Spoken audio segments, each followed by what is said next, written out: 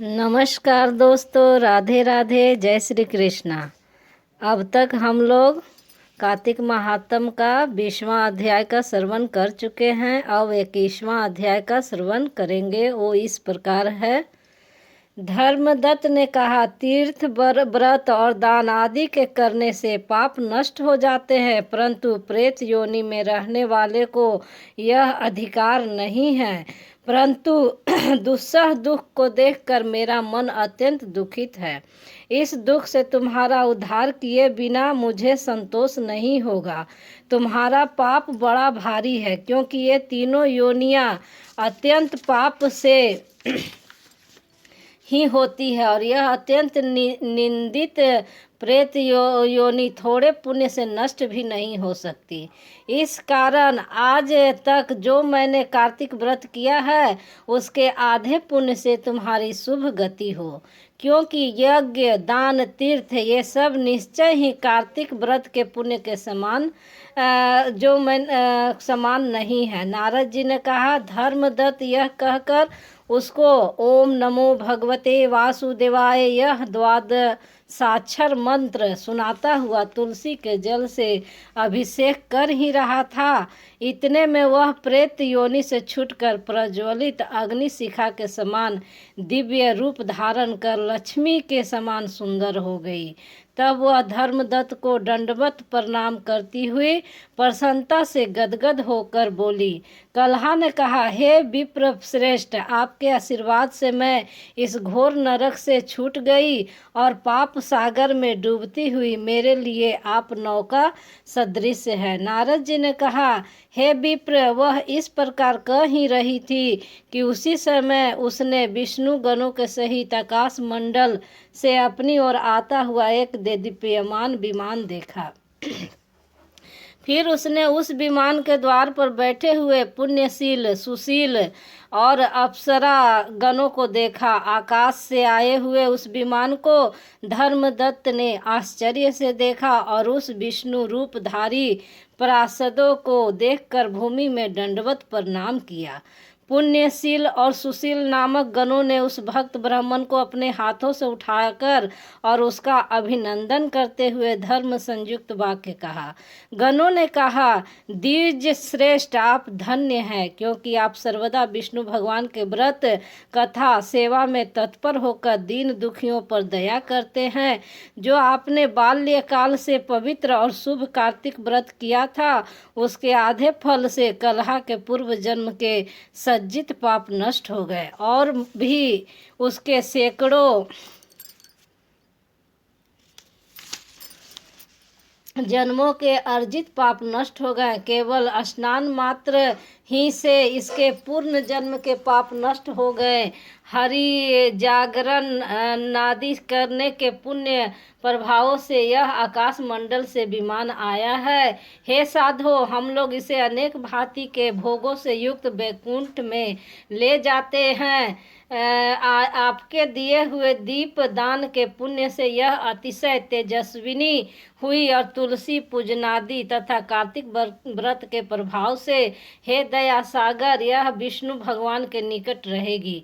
तुम भी इस जन्म के अनंतर दोनों स्त्रियों के साथ वैकुंठ लोक में विष्णु देव के समीप सायुक्त मुक्ति प्राप्त करोगे। हे धर्मदत्त, वे जन धन्य तथा कृत्य है, उन्हीं का जन्म भलीभूत है जिन प्राणियों ने तुम्हारे सदृश विष्णु भगवान की आराधना भक्ति पूर्वक की है।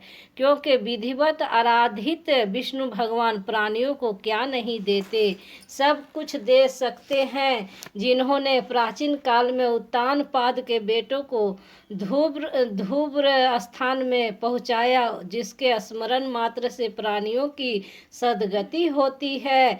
प्राचीन काल में जिस विष्णु भगवान के नाम स्मरण ही से ग्राह से पकड़ा हुआ हाथी हस्तियोनि से मुक्त होकर जय नाम से उनका पार्षद बना, तुमने उसी विष्णु की सेवा की है। इसी से दोनों स्त्रियों स्त्रियों के साथ सहस्त्र वर्ष पर्यंत विष्णु भगवान के समीप निवास करोगे। जब तुम्हारा पुण्य क्षीण होगा तब तुम पृथ्वी में सूर्य वंश में प्रसिद्ध राजा होगे। दोनों स्त्रियों के साथ तुम दशरथ नाम से प्रसिद्ध राजा होगे तथा यह स्त्री तुम्हारे आधे पुण्य की भागीदारी होने से तुम्हारी तीसरी भार्या होगी। भूमंडल में भी विष्णु भगवान अपने को तुम्हारे पुत्र रूप में बनकर तुम्हारे सन्निकट रहेंगे और देवताओं का कार्य करेंगे। विष्णु भगवान को प्रसन्न करने वाले तुम्हारे कार्तिक व्रत से अधिक महत्वपूर्ण यज्ञ दान तीर्थ आदि कोई भी नहीं है। हे द्विजवर, तुम धन्य हो, धन्य हो, क्योंकि तुमने जगत गुरु विष्णु भगवान के प्रसन्नार्थ कार्तिक का व्रत किया है, जिसके आधे पुण्य की फल भागिनी इस कलहा को हम लोग विष्णु लोक में ले जाते हैं। यहाँ पर 21वां अध्याय का विराम होता है। अब मैं आपको 22वां अध्याय का श्रवण कराऊंगी। वो इस प्रकार है। नारद जी ने कहा, उनकी वाणी सुनकर धर्मदत्त विस्मित हुआ और साष्टांग प्रणाम करके कहने लगा। धर्मदत्त ने कहा, भक्त दुखारी विष्णु भगवान की विधिवत आराधना यज्ञ व्रत तीर्थ तथा तपस्या आदि सभी लोग करते हैं। उस विष्णु भगवान को प्रसन्न और समीप्य करने वाला उनमें कौन सा है जिसके करने से सबका फल हो। गणों से कहा, हे द्विजवर, तुमने यह अच्छा प्रश्न किया। मैं इतिहास सहित प्राचीन वृत्तांत कहता हूँ, उसे सावधानी से सुनो। पूर्व काल में कांजीपुरी नगरी में चोल नामक चक्रवर्ती राजा हुआ। उसी के नाम से उस देश का नाम चोल प्रसिद्ध हुआ। उसके राज्य काल में संसारिक कोई प्राणी दरिद्र, दुखी, पापी तथा रोगी नहीं था। यह उसके अधिक यश करने का प्रभाव था। ताम्र पर्णी नदी के दोनों तटों पर स्वर्ण के यज्ञ स्तंभ कुबेर के चैत्र रथ नामक उद्यान के समान सुशोभित थे। एक समय वह राजा विष्णु भगवान के पास गया, जो शेष सैया पर योग निद्रा बस सो रहे थे। वहां पर राजा ने मणि, मोती तथा स्वर्ण के दिव्य फूलों के से विधि पूर्वक श्री विष्णु भगवान की पूजा की। वह साष्टांग प्रणाम कर बैठ गया। उसी समय उसके विष्णु के निकट एक ब्राह्मण को आते हुए देखा। वह भगवान की पूजा के निमित्त हाथ में तुलसी दल और जल लिए हुए था। वह इसी कांचीपुरी का रहने वाला विष्णुदास नामक ब्राह्मण था। विष्णुदास नामक ब्राह्मण ने वहां जाकर विष्णु भगवान को विष्णु सूक्त मंत्रों से स्नान कराकर तुलसी की मंजरी तथा दलों से विधि पूर्वक पूजन किया।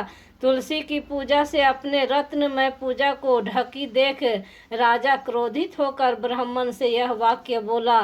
चोल ने कहा, हे विष्णुदास, मैंने मणियों और स्वर्ण के फूलों से भगवान की आराधना की थी, उसे तुमने तुलसी के दलों में क्यों ढक दिया? तुम बेचारे विष्णु भक्ति क्या जानो, क्योंकि तुमने अति विचित्र श्रृंगार को आच्छादित कर दिया है। उनका यह वचन सुनकर ब्राह्मण भी क्रोधित हो और राजा के गौरव को तुच्छ समझकर कहने लगा।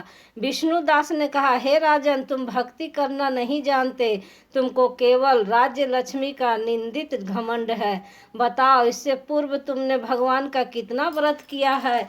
दोनों गणों ने कहा। ब्राह्मण का ऐसा वाक्य सुनकर राजा ने हंसकर घमंड से विष्णुदास से कहा। राजा ने कहा, हे विप्र, विष्णु भगवान की भक्ति के अभिमान से यदि तू ऐसी बात कह रहा है तो तुझ सरीखे दोनों दरिद्रों की भक्ति ही कितनी है, क्योंकि तुमने विष्णु भगवान की प्रसन्नता के लिए दानादिक कुछ भी नहीं किया और न पहले कहीं विष्णु भगवान का मंदिर ही बनवाया है। तो क्या तुम इस प्रकार की भक्ति का गर्व कर सकते हो। यहाँ उपस्थित सभी ब्राह्मण मेरे वचनों को सुने। आप लोग देखें कि विष्णु भगवान का साक्षात दर्शन इसको होता है या मुझे, तब तो हम दोनों की भक्ति आप जान लेंगे। गणों ने कहा। ऐसा कहकर वह राजा अपने महल में गया और मुदगल को आचार्य बनाकर विष्णु यज्ञ प्रारंभ किया। जिस यज्ञ में अनेकों ऋषि बुलाए गए, बहुत अनाज, बहुत सी दक्षिणा दी गई। जो यज्ञ पहले गया क्षेत्र में ब्रह्मा द्वारा किया गया तथा वही यज्ञ यहाँ भी किया गया। विष्णुदास भी उसी पूर्व मंदिर में व्रत करता हुआ विष्णु भगवान की प्रसन्नता के लिए यथोक्त नियमों को करता हुआ रहने लगा। माघ तथा कार्तिक मास का व्रत, तुलसी के वन की रक्षा और एकादशी तिथि को विष्णु के द्वार साक्षर मंत्र का जप किया। पोस्ट उपचार, गीत और नृत्य आदि मंगल कृत्यों से नित्य प्रति विष्णु भगवान की पूजा तथा उक्त व्रत आदि को किया। भूमि पर सोते चलते सदा विष्णु भगवान ही को देखता हुआ, स्मरण करता हुआ, सब प्राणियों में सम दृष्टि से विष्णु भगवान ही को देखता था। विष्णु के प्रसन्नार्थ सर्वदा माघ तथा कार्तिक व्रत के विशेष नियमों का पालन और उद्यापन विधि को किया। इस प्रकार व्रत में स्थित विष्णु ही में निष्ठा पूर्वक कर्म तथा इंद्रियों से तल्लीन हुए चोलेश्वर और विष्णुदास को आराधना करते हुए दिन बीत गए। यहाँ पर 22वां अध्याय का विराम होता है। नमस्कार, राधे राधे, जय श्री कृष्ण।